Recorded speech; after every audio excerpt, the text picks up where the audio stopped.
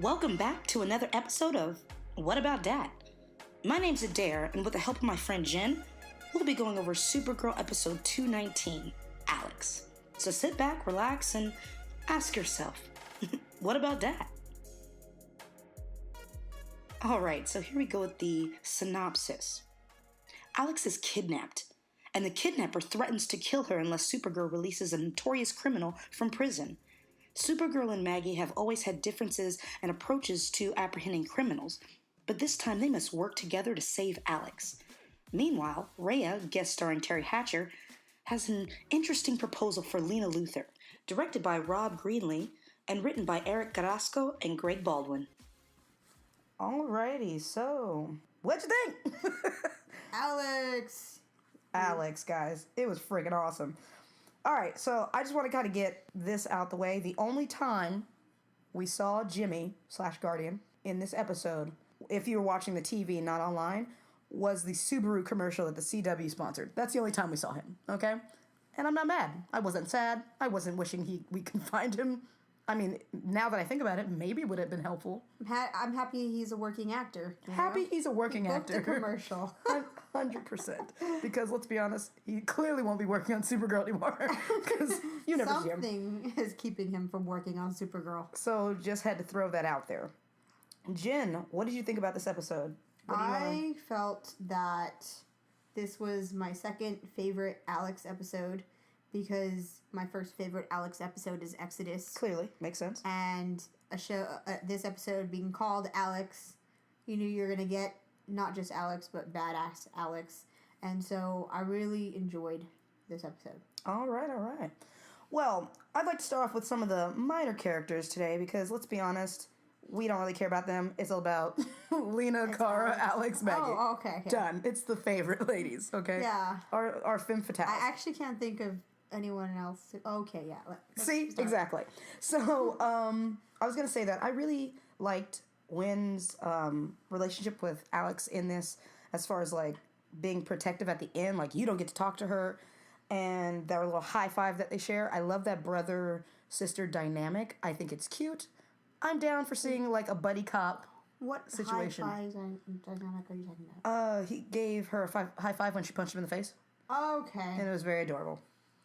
Yeah. That was his one episode. Well, it was just cute. You know, It didn't need to... He wasn't heavily in the show, but it was nice to see that connection. I was... Okay. I'm kind of getting tired of John. I love him. As a character. I love Papa Space Daddy. That's my favorite. I did not like the fact that he is becoming too familiar and less boss. Okay, yes, he is not their actual father, even though we love him. He is their boss, and he did nothing to stop Kara from going against DEO protocol. I like that the Martian shape-shifting trick did not work. I had said this in the top 10, that I wanted the Martian to fail. I didn't want him to always have the answer. This is great to see him do the shape-shifting, and then all of a sudden, the guy's like, yeah, you and my daddy, you know. And I was like, yes, it didn't work, Mazel Tov.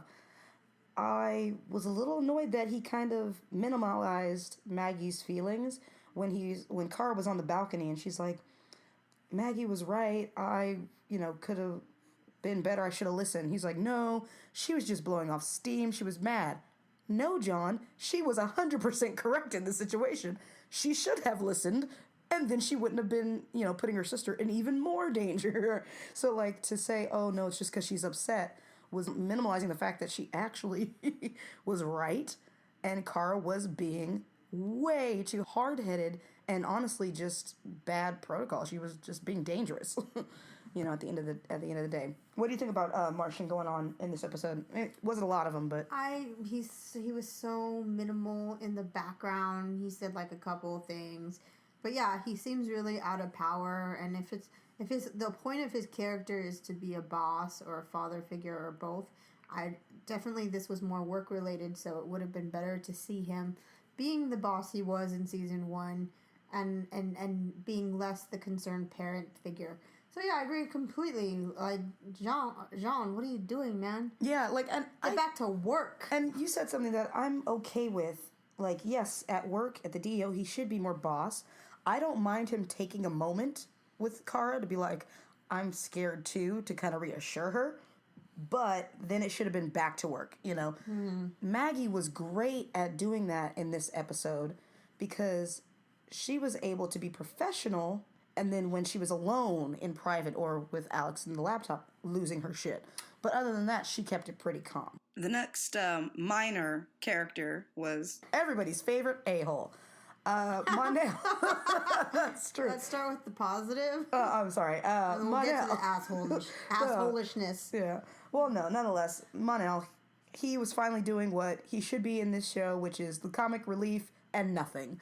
He did absolutely nothing, and for that, the show was better. I was, like, one of the things I saw online was about the show being back. I don't remember where I saw it. I can't quote this, but it was an article about the show being back and the writers taking time to see the kind of feedback from the fans.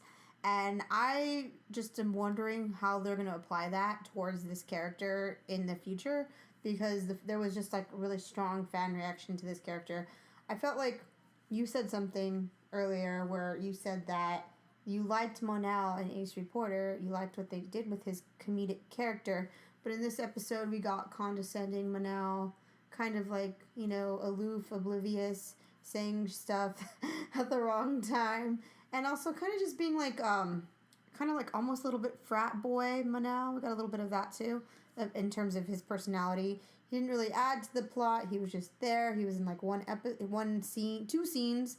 He was in 2 scenes, I think. Which nobody's complaining about how many scenes he was in as far as like that number. I don't need that more, but I just felt like the 2 times he opened his mouth, I was annoyed as fuck with whatever he said. Like, I think the one he said to Maggie, he said, you know, we don't even need police officers. You know, like, if the guy can read Romeo and Juliet and pick up on those cultural nuances, and even poach an egg, then maybe he might see the use of a police force in civilized society. Then the other thing, he just kind of was like, the thing that's driven me crazy about the character is how it's very gray about what he does at the DEO. So when he says, I'm a superhero, not only is that very, like, condescending to Kara, it's condescending to Maggie, it's like everyone's uncomfortable with that statement. It's just like, at the same time, week after week, I'm always saying this. What is Mon-El's job? Is he still a bartender? Is he actually training? When does he train? Because I don't see that happening. And so I see Kara and I see her stuck in a relationship with bad writing. And I just like, I feel like at this point she's with him because it's written so. But like, I just cannot. I don't get it. It's like lowering her standards. Lowering her standards and her intelligence. It is just so mind-boggling. They couldn't give Kara like last week's love interest, that hot Indian dude. Razul. Lena got a great, hot, sensitive man who could say all this beautiful, poetic shit. They couldn't just give Kara something. She just gave him a puppy. She just gave Kara a puppy. You could have literally given Kara a puppy. And it would have been fine. Anyways, let's move on. It's not about him. Dixamite. Yeah, exactly. So it's not about him in this episode at all. Thank the gods, as Rhea said. I just feel like he's there for Terry Hatcher town. No, seriously. And that was the thing I was going to say, is that the only thing that Mon-El has brought that we are all in agreement on, we're down for, is Rhea, okay? And Terry Hatcher. That is the only reason why we're loving him, because if he wasn't from their loins, we wouldn't get Rhea. Anyways. I'm like, take your son back. Right? Nobody wants him. Trust me, you could have him. Immigration police. Safe Star City. Immigration police. He's not in this country. You know, she can have him all she wants, you know. Anywho, moving on, because it's not about him. Maybe so, then we have Kara. For me, I was super annoyed at Kara, okay? Because stolen. I get wanting to save your sister, but I don't get how she couldn't listen to Maggie like whatsoever. As though she was some kind of simple civilian. Maggie's been trained in these types of situations. She knows how to, has been trained in managing her emotions and her work, okay? It shows a lot of lack of training and immaturity on Kara's part.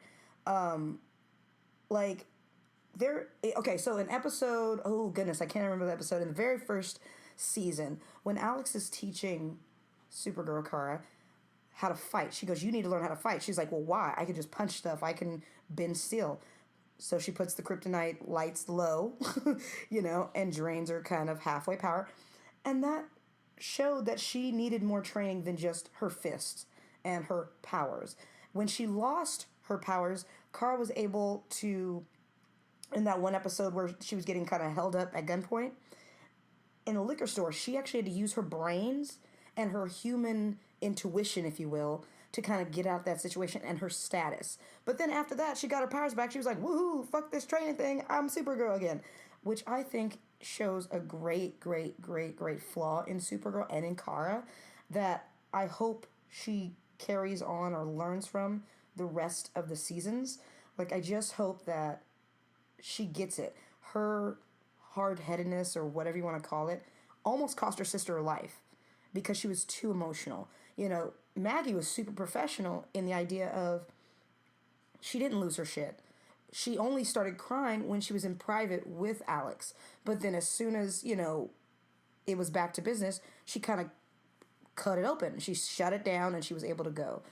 I just didn't understand how Kara / Supergirl, whatever you want to call her, just didn't care enough to go, oh my God, we all have to save her.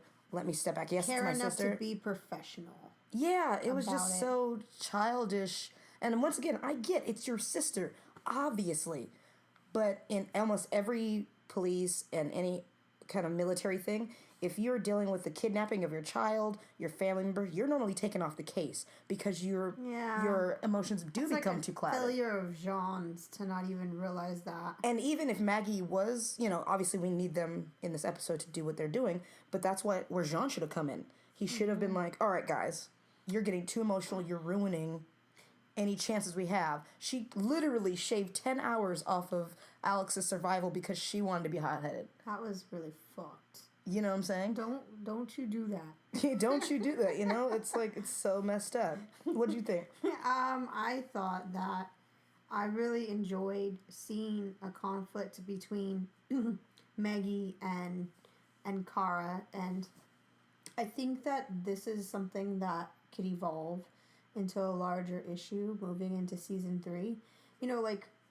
One of the things, the complaints that they had about Sanvers or Maggie and Alex's relationship is that one of the things you said was that you wanted Florina to be more than just a girlfriend, and you wanted the show to take the relationship into places that regular tropes don't go, like tread into fresh water and figure out new ways to show like a complex lesbian relationship on television. I think it's not a trope to have, Maggie and Kara have like an escalation of their confrontation over work. Yeah. That could really be a driving point that could kind of split Alex in two directions, where her one loved one and the other one loved one just gradually over time have more and more conflict of interest.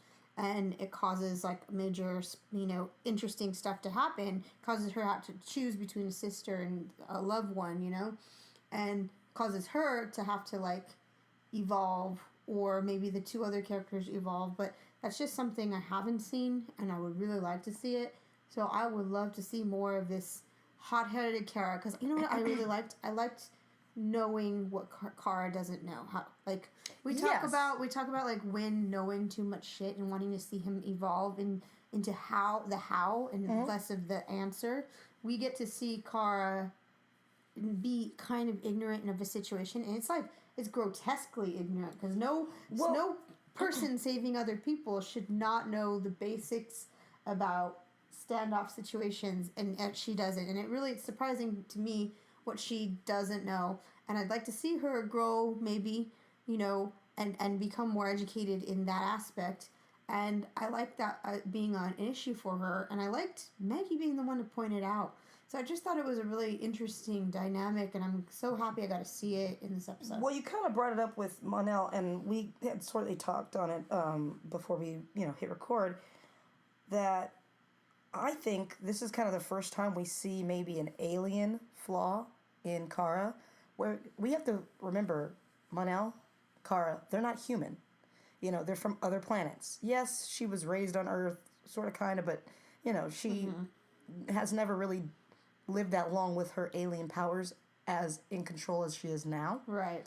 And it feels like there's some social cues that they just don't understand being alien. Like you said, Mon-El going, "Oh, who needs cops? Ha ha ha." Nobody would really say that, you know, who doesn't have these powers.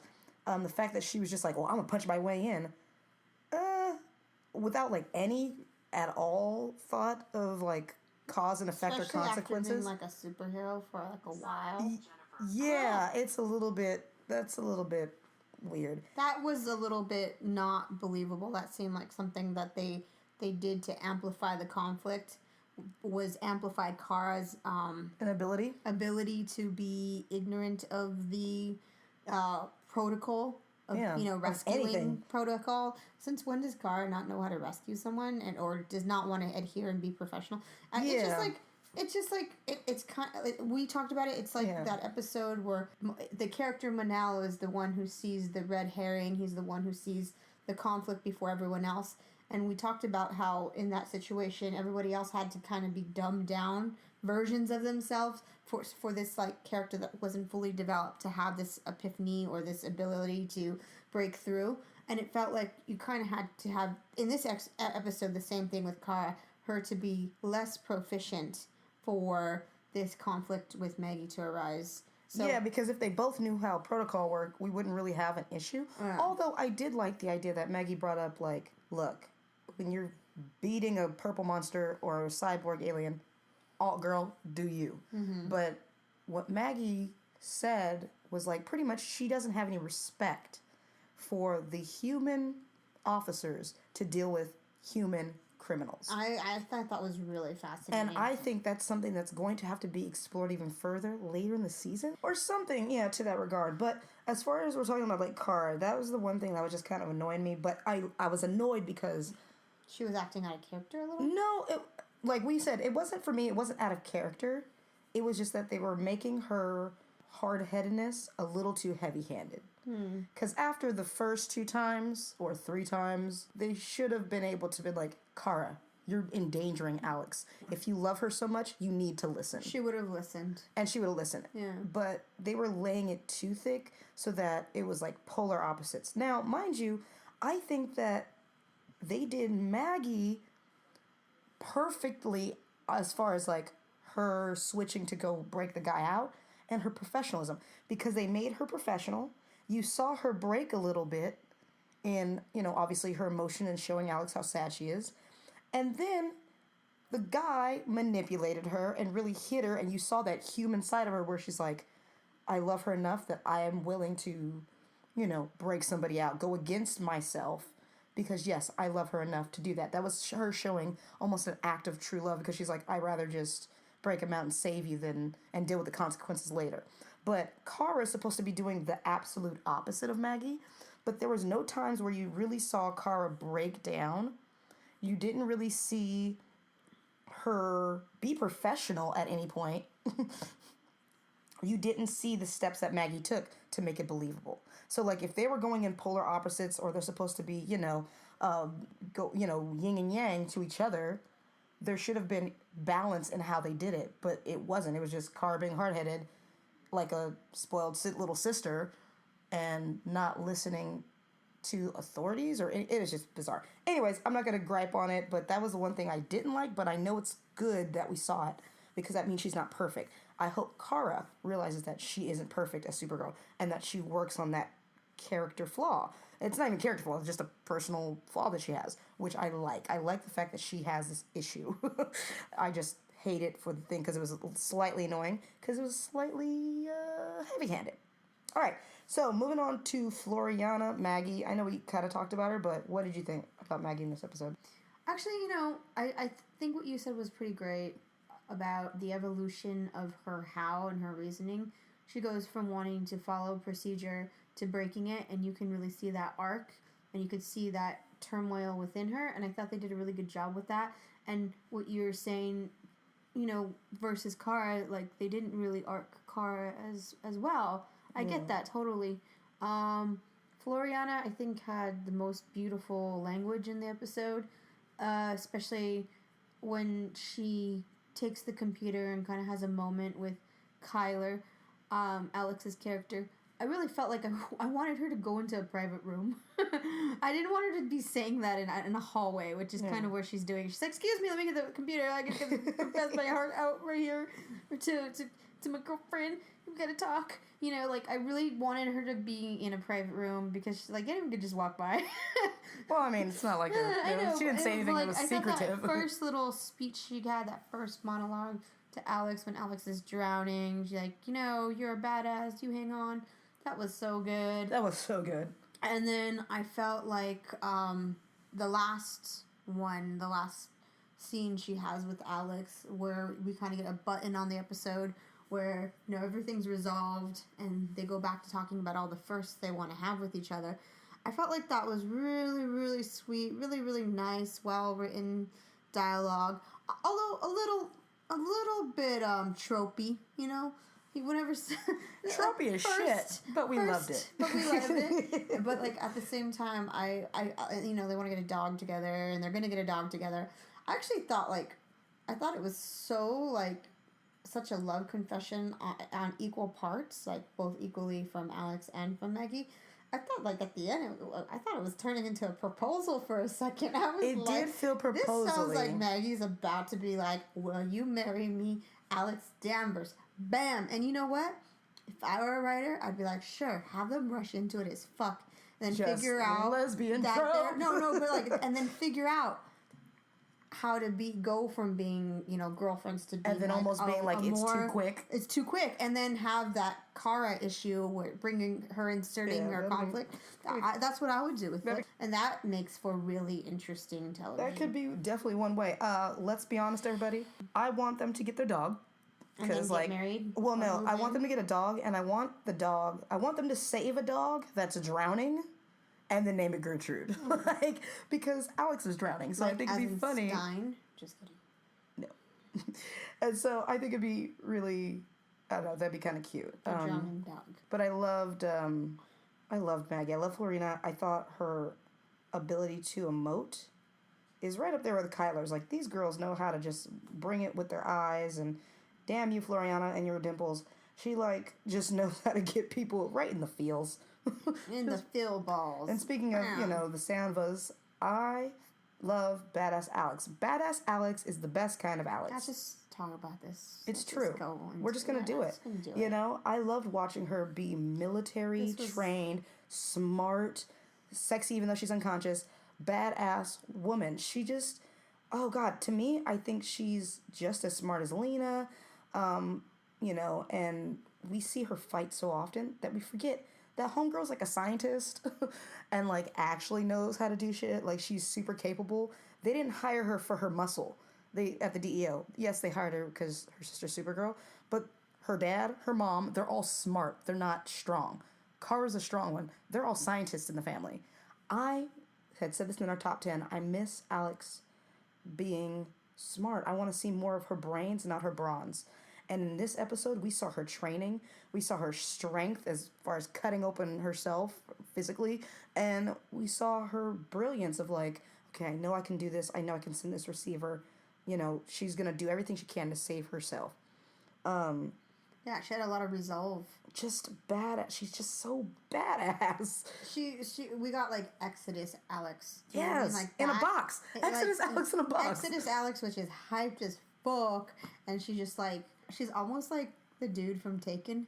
Yeah, she's what's his name? Liam Neeson. Yeah, she's Liam Neeson from Taken. She's like, I will find you and I will kill you. It's like we have Liam Neeson meets Shaw, lesbian, Shaw from Person of Interest. It's this kind of thing. And then Liam Neeson is as a lesbian, and then Lexi, all in it's a trio of personality. Who would if Alex was in Grey's Anatomy, she would have survived that airplane crash.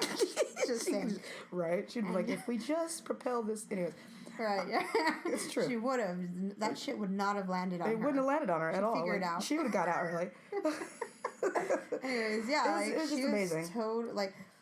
Seeing her pull the shit out of her skin and then attach it to a tracker, that was just like some desperately awesome thing. And you know it was going to be terrible as soon as she put whatever she did in her mouth to feel the pain. I was just about to say that. As soon as she put her belt in her mouth, I was like, oh my God, this bitch is about to cut something out of her arm off. Yeah. I was like, she's not even attached to anything. She's going to cut her arm off. I was like, right? She's going to cut her arm off to beat the glass open. I was like, oh my God, she is so biting on some leather right now. It's like, what is going to happen? And then like when she did the thing with the pants, I said, you know, that was fucking awesome. She like takes the pants off, makes a life jacket. He's like, hold on, let me suck the last of this air out so I can hold on a sec. Hey, so let's just confirm this now. Alex Danvers, boxer brief gal. She was wearing boxer briefs. I was too... Because they're not shorts. If you take that little... actually, I'll put it right there. She's wearing shorts. And it makes me laugh because, like, you would think, oh, she's wearing panties. No. Boxer briefs. Girl came prepared. Lesbiana. All right. It's true. Let's be honest. She goes for comfort. I just thought, like, okay. And then, okay. Here's the one thing I had that was, like, a hard sell for me, okay? I'm going to say this. This is just it. Okay. If Alex got into an elevator and there's a dude behind her in a shifty fucking hat, for me, I do not think that she's so capable. I do not think that was the one thing. Like, I did not believe that guy would win her in an elevator fight. And yet he did. And so, like, even he knocked her unconscious, all of that. I just don't believe Alex would walk into an elevator without totally being like, let's see the situation. You're shifty as fuck. I kind of know you from elementary school. I'm not going to let you fuck with me. Just saying, I know that was a part of the plot. But I also this show doesn't show transitions. This show basically goes from Kara being in the window of her apartment to fighting some green fuck on the street. So the fact that she walked into the elevator, I was like, oh, he is a bad guy. It was a little too much of a setup for me. No, I get you. It's like she walks in, person A walks into an elevator, person B is there to attack her. It was just a little too convenient, simple, convenient, right? You know, like. And that was the one thing I couldn't believe. I can't believe a woman who can blow up all of Lillian Luther's henchmen putties is going to not look at the dude in the elevator and be like, does he have a rapey face? Well, what's funny is that she says, like, I knew I recognized you, which means she did scan, but probably because she had too much on her mind, was distracted. Now, that is literally the only way you can get past Alex is if she's distracted by the two things she loves the most, her sister, her girlfriend. But the fact that you have to connect those adults, you shouldn't have to. No, obviously not. That should be layered in there. And so I'm just saying that was the one thing that I was like, no, the girl would never, would never, ever let this little skinny, weird dude with, you know, like a crush on her, take her down. You know, so I loved me some Alex. Move on to my... I just think that was bueno. I loved her punching him out at the end because it was satisfying to me. I needed to see it. It was funny at the end, the reaction, though. Oh, well, see, the thing is, okay, look. I love the punch, and then Jen goes, well, it was really cheesy. And I was like, you know what? The punch wasn't cheesy. What was cheesy was everybody's dumbass, like, da-da-da-da-da-da, womp, like, laughter and, like, freeze frame, like, that kind of feeling as everybody's like, haha, she punched him, good going, like, ha, you know, it was just a little too cheesy as a group, you know what I'm saying? Yeah. If she would have just, like, socked him in the face, turned to John and was like, make sure he remembers that. And then everybody's like, ugh. Maybe even just keeping the Maggie's face like, ooh. It's just like the group reaction. It was just so cheesy. We don't need to know how you feel about that. We didn't need to know everybody's like, like it was dumb. But I love the punch. He deserved it. It was satisfying in my soul. Because he was an asshole. Because he was a complete dick. Right. All right, let's get to, you know, everybody's sexy, non-lesbian, lesbian, not evil. I was excited to get to this. I almost jumped the gun on that reaction. I know, she gets a little excited about Lena. I do. Lena! Oh, my God. So I actually loved the relationship between her and Rhea. The reason is because I hate it. I fucking hate it. I don't want it to be there, but at the same time, it makes me clutch my pearls. So, it does. I love the fact that Lena sees through Rhea. I love that she sees her mother. Like, that's what I see when I watch Kate McGrath and, Terry Hatcher being just fierce bitches. It's just fierce a diva bitches. Off. Yeah. It's really is it's a CEO, it's Pantsuit Nation diva off. Like, that's what that felt like. Like, I can't even join that club. I don't have a pantsuit. Like, I don't have none of those outfits. So, like, I totally like that. And I love the fact that there was a small bit of trust between both of them. Like, I do, in a weird way, think that Rhea, she's going to use Lena like a bad tampon. But she's she's definitely... That's terrible. That is terrible, That's exactly. Why would you say Because that? it's truth. Okay. And then I think that, Lena slightly trusts her, but I think it's because Rhea feels familiar, like her mother. But she also doesn't trust her because that bitch is shady. I think Terry Hatcher is killing this role. Like I said, the only thing that's good at Mon-El is her. The only thing that is better than Terry Hatcher is the high collar that she was wearing in the episode. That motherfucking classical high collar. That evil witch collar. It was blue jacket with a high neck cream. She was wearing that evil witch Maleficent collar. Yes, girl. That is exactly what it was. It's like, I am going to fuck your shit. And then she kept, like, stroking it like it was a mink stroke, like a cat or something. Oh, my God. I just thought about that. It was an evil collar. That was the dead giveaway. I'm like, bitch. Dead giveaway. Like, that's the thing. Lena was wearing all black, but it was scoop neck. Exposed. She was exposed. She was a little dark. She was wearing all black. I know, she's still in mourning. She's still in mourning, man. She's like, yeah. She's very you can influence her right now, and she might do the dark side. You know what I'm saying? Yeah. To add on, I love Terry Hatcher's Rhea. I think she's great. Even if she is kind of a stock villainess, with her reaction to Mon-El not wanting to go home being so strong. One of the things we mentioned was how how sociopathic she is, as she's telling Lena about her son, falling for a terrible woman and her husband dying. A couple of things came up. One, that she is such a sociopath that she believes her own lies. She believes her own lies, and that's what gets kind of Lena to believe her, Mm-hmm. But then also Lena knows a sociopath when she sees one.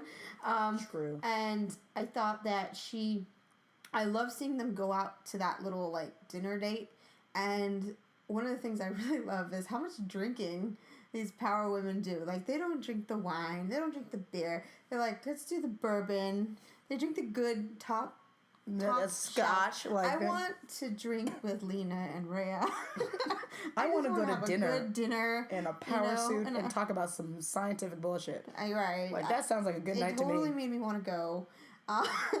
And then we were talking about how we both believe that Rhea will be dead by the end of. We have not seen spoilers. We just believe that's where our TV arc is going to lead us to a dead Rhea by the end of the episode in the finale. And it's such a pity because we really love to hate the way Rhea and Lena have kind of taken to each other and can kind of see through each other's bullshit. And it's such an interesting dynamic that was discovered. It's like a happy accident we didn't know we were going to arrive to. And so it's like, we're sad not to see that because she could really, really make everybody's lives more interesting on the show if she stuck around. Like, even if she dies, I feel like Rhea will leave a lasting truth or impression inside of Lena that makes her tap into her dark side a little bit more. I also think that, I think maybe that's going to be a thing, but I also think that with Rhea, it brought up two questions that I had. The first being that I felt in this episode, to me, it became more proof that Lena knows who Supergirl is. Because Lena calls Kara for like the 411 on this Rhea chick, right? And I felt like when she was calling Kara, she was calling Supergirl. And I feel like it's just like Lena is going to find out either next episode or in the episode after for fucking Wait, because am I getting this right? Lena found out that Rhea was an alien and then called Kara? Yeah. She must know who Supergirl is. Yeah, because she wouldn't. Why would Kara know? Smart. Well, the thing is, why would Kara know the alien if she was just human? Right. Why would she know this particular alien? If she was just a reporter, why would she know this alien? I mean, she might be like, "Oh, have you heard this name before?" Like, or whatever. Fine, but like, if knowing that she's Supergirl, she'd be like, have you heard this space name before? Right. That's exactly what She I might thought actually she was know. doing. You know what I mean? Also, because, you know, Lena knows Alex is DO agent. Alex saved her life that one time, remember? No, she doesn't know that she's an agent. Oh, okay. She thinks she's FBI. Okay, well, I didn't know. Really? Because when Lena shows up to Kara's thing to say, hey, remember that time I gave you... Yeah, that's what's what her I was name? talking She goes, about. I need to talk to Supergirl. Yeah. Kara introduced her as... Her sister. Her sister, but she goes, she's an FBI agent. Oh, okay. Well, I thought that... So she doesn't... Because DO is like super secret. Yeah. Everyone seems to know, but I'm just saying. No, I love how everybody seems to know besides like government people, but like also everybody seems to know Kara's Supergirl in the DEO. But Right. like... Right. Yeah. And they have a Men in Black memory wiper. I feel like Lena knows like that Kara's Supergirl, and we don't. The only thing we don't know as an audience is how Lena knows. And if Lena knows Kara's Supergirl, then she for sure knows that Kara's, you know, who Mon-El is. And I think it's maybe I don't know if she would put that together. It's about to go down. I was going to the bad guy just to kind of. Oh yeah, that dude. I mean, because you know it is what it is. I like the bad guy. I thought he was nice because he was human, who really had the group on the ropes. It was very kind of in that Lex Luthor, I'm a human, but I'm also smart as shit. Yeah. I was a little annoyed. Actually, I wasn't annoyed. I just hated it. The trope of the father's love saving the son and blah, blah, blah. But it was okay. I don't know. Yeah, my that question was like, why break him out now? Where are we at? Did you not know that your father was in jail? Were you not at the trials? Were you not sitting there trying to go to lawyers and different ways of getting him out?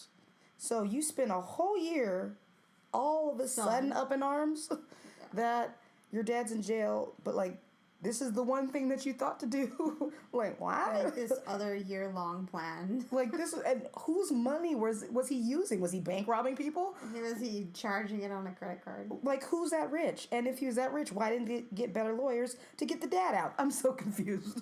It's just his plan was kind of his how and the way he went about it was a little too much. Jen had a better kind of ending for the father and son. I rewrote that ending. What? I was like, here's what should have happened. In Jen's writing of Supergirl, the villain would be the creepy son who has a crush on his adopted father. And I wouldn't do that, but I thought that it'd be more interesting if the father took the rap for the son. If the son was the guy who actually murdered the two people that the father was in jail doing time for. Because the son has these sociopathic tendencies and psychopathic tendencies, and he clearly has no problem, you know, killing people to get the dad out. So I thought it'd be more interesting if you had a situation where the dad was covering up for the son's discrepancies and the son's trying to get the dad out. So then, yeah, so that when they finally put him in jail, they could probably release the father and it would seem more... Right, because the father seemed like an overall cool guy. Yeah. Cool dad. We didn't know enough history, but yeah, it seemed like he was legit. Because his character was so actually, like, not crazy and cool and just level-headed, especially towards the end. I had a hard time believing he killed two people in general. Yeah, because he wasn't even like, when Maggie came to the cell and was like, I'm getting you out, he wasn't like, well, it's about time or any of that. Like, he didn't say anything. He was like, wait, what? Like, wow, I thought I was in jail. Yeah, exactly. So, like, I think that would have been a cooler story to tell. Right. It could have just made it a little bit more, like... Yeah, a little bit more. Because this I love my father that to the extent that I'm going to cross this barrier and kill people. It just seemed kind of ridiculous. Especially since he had a history with the two girls, Alex and Kara, and he knew who they were, and he liked them. He got along with them. Genuinely had a crush on Alex. So it's like, you know, it just didn't make sense. Also, now that you're talking about this, I wonder, he was in custody. How would he have any type of, like, triggering, if he would have died, what would have triggered, you know, Alex? Like, the water to go into the tank. Like, they kept him alive, but he never actually told them where she was. And the dad did to trigger without him needing to be near it. Well, she triggered the water the first time because she opened that booby trap. Yeah. But I mean, like, if she would have just killed the guy or like, you know, knocked him unconscious or whatever, you could have still told the dad. You could have still told the dad and found her. Then, like, so like keeping him alive and like dealing with all this bullshit was kind of pointless. It was. But whatever. Yeah, so I like the dad. I like the dad, the actor. I liked him a lot. He was. I've seen him in so many things, and I cannot remember his name, and I'm not looking it up at the moment. All right, so yeah, I have some honorable mentions in this episode, things that I noticed that I was down for.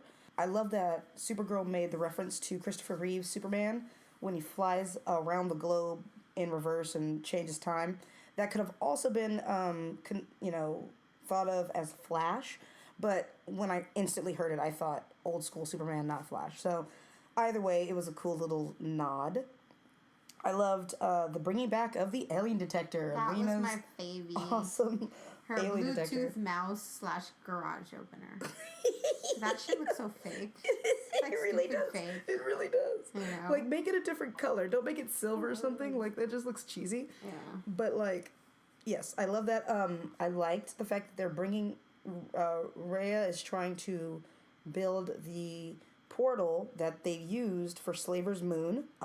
So that's going to be interesting in that regard. I think that's fascinating.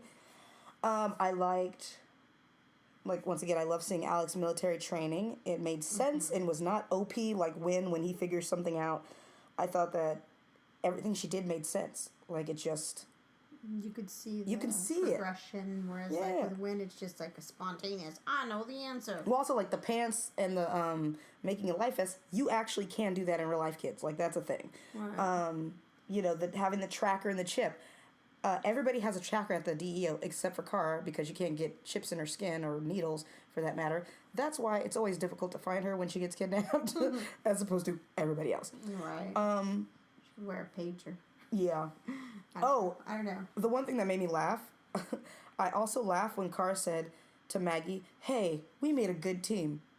No, you didn't. You actually made a terrible team, but you were able to figure it out because you started learning from yourself, which in the future could make you a good team. But no, not in this episode. They were actually the opposite of a good team. Like, Opposite of a good team. Alex could have been found hours earlier if they were a good team. So that made me giggle. I was like, no, you weren't. Everybody's like, yeah, they were a good team. I'm like, no, they were terrible. Terrible. What You guys guys talking are about? lying to me. You were lying to yourselves. That was like not the best That was group not effort. Great. Yeah.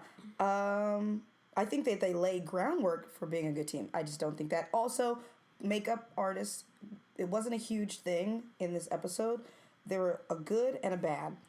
Well, Lena's always good, so there's that. Costuming, Rhea, always good, so there's that. That was awesome. But as far as like specific makeup that I noticed, Maggie, when she was saying hello to Alex in the hospital room area, they made Floriano just look so withdrawn.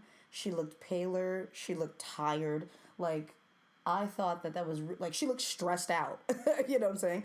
And I thought even just the basic using not a lot of eyeshadows, more of a muted foundation, I love that. I thought it really just kind of added to her stress. Now, the bad of this is that they didn't do the same for Alex. Broad was just underwater for a really long time, and she looked fresh as a daisy. You know what I'm saying? Yeah. I mean, I could have used a little bit more withdraw, maybe a little bit more yellow under the eyes or something from Kyler. I mean, she's gorgeous as it is, so there's that. But, like, I just wanted a little bit less life, I guess, in her cheeks. She was just a little too pink for me, for someone who just got rescued and who's been resting and sleeping. You know, something. Just give me a look, because Floriano really looked stressed out like a loved one would be when their loved one's in the hospital. But Kyler was just like, and I'm up. Like, I don't know. So those recovered quick. Real quick. Just real quick. So those are the kind of things that I love. Anything in particular that you're looking forward to? I liked that the episode was... I feel like this is the right direction to go with the show. Like, the episode was powered by women, and it was, Alex, it was Maggie, it was Lena, and it was Kara. And I think the show has been afraid to embrace that. They have these amazingly interesting female characters. But I also think that when I look online, I see guys who are totally into it, and they love these women too. And I think that they freaked out, and they thought they had to have all these, like, strong male leads. But I think when they do that, they forget themselves that we love this dynamic. And if this is what season 3 is going to be, then sign me up. I would love to see some amazingly developed women characters with real conflicts, working against and with each other, and that was just a really great dynamic. All my favorite people were on screen. They're all women. Let's just be cool with that. Let's just be totally cool with that. And so then I really like that, and even the villain woman. That was probably like my favorite thing about the episode, was just the fact that we had these two pairings. And I mean, we did have guys, and they were helpful, and it was great, when they were doing things that were appropriate to their character. Yeah, so, I love the fact that this episode gave us what we've been asking for all season, because it was like season 1, where we focused on the relationships between Kara and her sister. Yeah, Maggie was there, but Maggie actually wasn't taking away from Kara's agency. She wasn't taking away from Kara's storyline. She was actually improving Kara's... Challenging Kara's storyline and character, making her find flaws that she really didn't ever face, because it wasn't life or death. This was life or death. And now that character's really pushing her. Rhea is going to really push Supergirl. Can I just say that's what I liked about Lena in this episode, was that she had her own story that was relevant to this plot B that didn't really involve Kara and friendship. It was her, like, own thing. Yeah. To be or not to be evil. Yeah, and it's not taking away from Kara. Yeah, because it still ties into Kara eventually. And it's good in a huge way. So, yeah. So we want to see her, even if it's separately, develop her character, because we know it's going to circle back to Kara, which makes it still Kara important. Rather than feeling like in past episodes we've had it with Sanvers, that episode where, Alex was chasing around Maggie's ex-girlfriend. It felt had like that nothing was to do with the circle back storyline. Yeah, and I felt like we were watching two shows, and so it's like there is a way to do it. And I feel like the writers, when they do it, they're like, "Oh my god, we got such a big episode! It's called Alex. You're gonna love it." I'm like, you guys could do this all the time. All the time. We literally could have this all the time, because it wasn't crazy. 22 episodes. Exactly.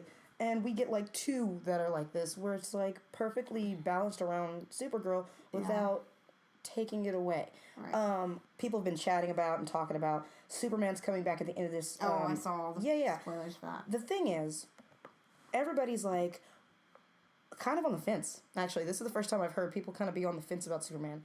Yeah, people want to see Superman for the sake of seeing Superman, but then there's a lot of people who are like, if he's Superman the way he was earlier, where it's like the cousin and not Superman. Like, we want to see him occasionally be Superman, help him out, but we don't mind Clark being in the series or saying hi or whatever, because it's family, so obviously you're going to see him. But we don't need him coming to save her. Or fighting each other. Yeah, or to take out. Well, that might be a spoiler. We don't know. I saw some stills online. Well, yeah, if you want to see spoilers, we try not to spoil stuff for you guys. But if you want to go ahead, look online for some of the upcoming stuff with Superman. The stills are available. Yeah, stills are available. They're totally, but not everybody looks, because not everybody wants to know. They're totally a part of the promo. I saw it in like a promotional stills for the finale, so it's whatever they release. It's got to wrap up a lot of shit, right? It's going to wrap up a ton of things, and I like the fact that... Well, actually, yes and no. I think it's going to wrap up certain things. I think it's going to leave a lot of things open-ended for season 3, because this last 4 episodes have been uphill growth, and I think we're finally going to see that. Yeah, so that's pretty much kind of our wrap-up review, recap on episode 219. Alex, I thought it was great, and there are things that I can't wait to see. There are things I'm so glad I got to see. Yeah. I love the I love yous, obviously. Yeah. Who wasn't waiting for that? Yeah, I can't wait to see what else is... No, real quick, guys. I'm going to ask you out there, did you think that when Kara said to Lena, she'll always be there, she'll always protect her, she's not going anywhere, she'll be her friend, to me, I saw that as a foreshadowing that shit's going to go sideways. Super, downhill. Super downhill. Now, when Maggie told Alex, we have so many firsts, I want to be there for your first, we have such a long way to go, it's not going to end yet, not right now. Did you see that as a foreshadowing as well? Or did you guys not? Because to me, I didn't see it the same way. I was like, oh, okay, I believed it. No, I believed it. I believed it, We just know one's going to end up terrible, the other's going to end up great. Yeah, so I was just saying, what do you guys think? So make sure... I also think this show is kind of scared to, break up Sanvers. Oh, well, no, they're not gonna kill anybody, and they're not gonna break anybody up anytime soon, because CW learned from the 100. I think that, feel free to write in the comments below if you guys think that that's, the same as Alex or Lena's or whatever, you know what I'm saying. I think that'd be kind of a cool discussion to have. Make sure you share and like and let us know what's working for you guys and what's not working for you guys. You know, we're here to entertain and to really give our honest feedback. Everything that we say is just kind of our take on things and what we got going on. So let us know. Let's have a discussion. If you guys want to get a hold of us, make sure to go to Twitter and follow us at whatabout_dat. And yeah, we'll have a discussion. We'll make it a party. So until next time, we shall see you guys soon. Bye.